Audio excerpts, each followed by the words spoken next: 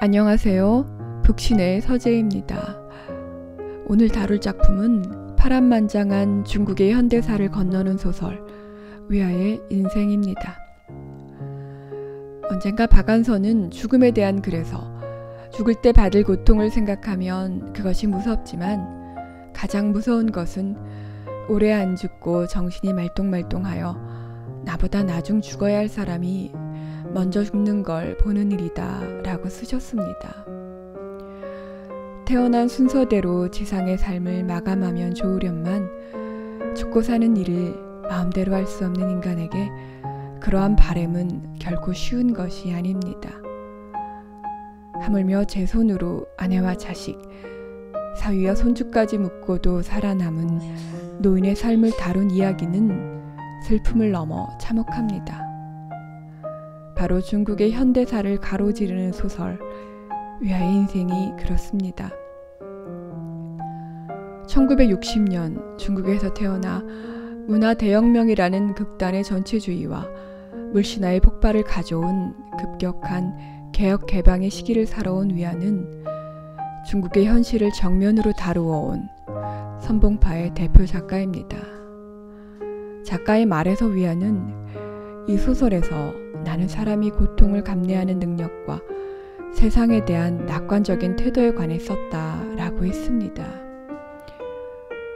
평생 고통스럽게 삶을 살았고 그가 사랑했던 이들 역시 고통 속에서 죽어가는 것을 지켜보아야 했지만 원망 한마디 없이 견뎌내는 주인공 푸구이, 그리고 독자들은 그 노인의 인생 여정을 따라 경랑의 중국 현대사를 관통하게 됩니다. 이 작품은 대략 1940년대부터 70년대까지 마오쩌둥의 공산당과 장제스의 국민당 간의 치열했던 국공내전과 중국의 트라우마로 남은 대학진 운동, 그리고 문화 대혁명의 시기를 배경으로 합니다. 푸구이의 청년 시절 모습은 그야말로 개차반이었습니다. 지주의 아들로 태어나 도박과 여자로 집안의 재산을 탕진하고 소작농으로 전락한 푸구이는 1949년 중국이 공산화가 되면서 아이러니하게도 소작농의 신분이 그를 살리는 운명을 경험합니다. 아내 자전은 원래 부유한 성한 사람이었지만 결혼 후 굶주림과 병마로 일평생이 고단했던 사람이었습니다. 그럼에도 시부모와 남편에게 끔찍했고 두 아이에게 한없이 헌신적인 어머니였습니다. 이들 가족의 고난은 비단 소설 속 그들만의 것이 아닌 그 시기를 살아갔던 보통 중국 인민들의 삶이기도 했습니다. 이 소설은 마오쩌둥의 공산당과 장개석이 이끄는 국민당 간의 국공내전의 참화와 공산화 혁명이고 인민공사가 삶을 어떻게 재편해 가는지, 이후 단기간에 서양을 따라잡겠다는 마오의 대약진 운동이 가져온 극단의 굶주림을 배경으로 합니다. 게다가 혁명 정신을 잇는다는 문화 대혁명의 기치 아래 어린 홍위병의 총칼 앞에 수많은 이들이 반동분자로 몰려했던 야만의 시대를 적시합니다. 푸구이는 느닷없이 길에서 국민당 병사에게 끌려가 어디가 어딘지도 모르는 전쟁터에서 숱한 죽음의 고비를 넘다 간신히 살아 돌아오고, 늘상 배고픔에 시달리던 어린아들은 교장선생 부인에게 수혈하다 온몸에 피가 뽑혀 어처구니 없이 죽게 됩니다. 농아가 되어버린 그의 딸은 출산하다 죽고, 구루병의 고통 속에서도 식구들에게 짐이 되지 않으려고 노동으로 헌신한 아내 역시 딸을 앞세운 지 얼마 지나지 않아 세상을 떠납니다.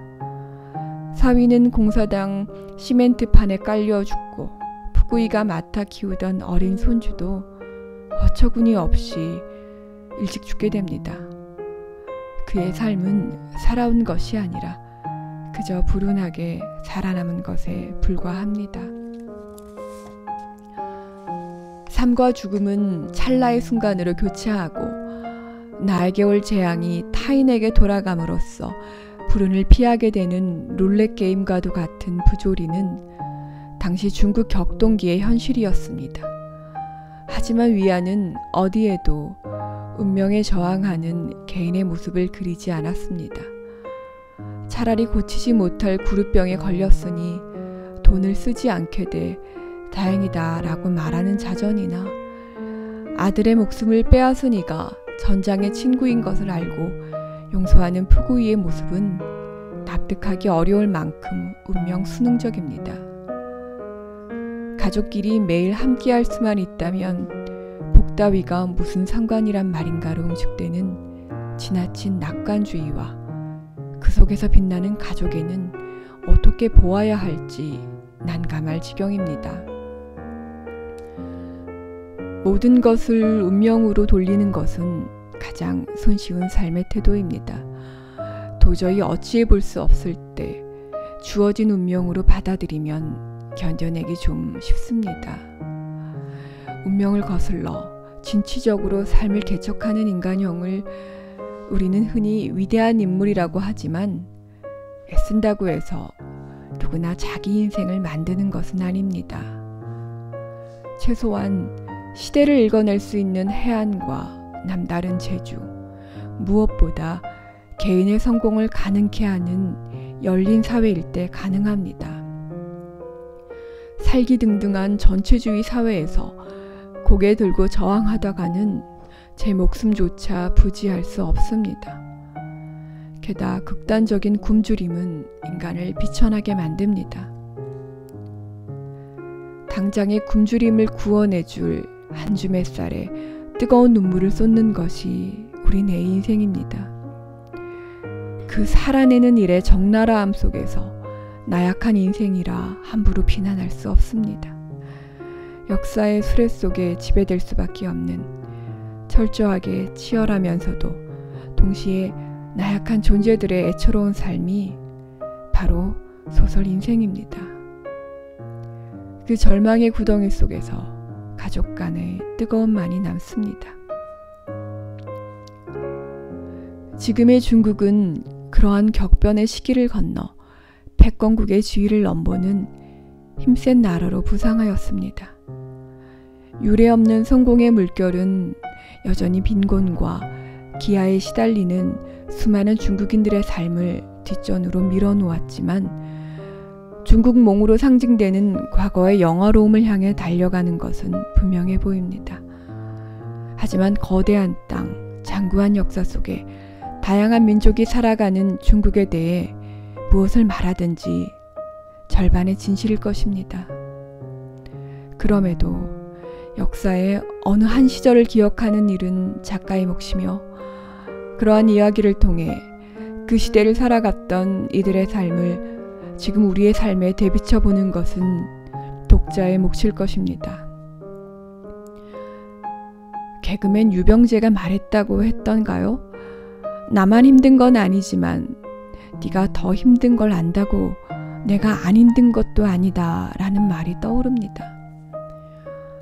죽음을 지척에 두고 살았던 삶이 있었다고 해서 지금 각기 다른 이유로 힘든 생의 무게가 덜어지지 않는 것도 사실입니다. 극단의 폭압과 빈곤이 사라진 이 시대에도 각 개인을 눈물 짓게 하는 일은 여전합니다. 위하의 말처럼 살아간다는 것 자체를 위해 살아가는 그 무심함이 때로 우리의 삶을 구원해 줄 수 있으리란 생각이 듭니다. 감사합니다.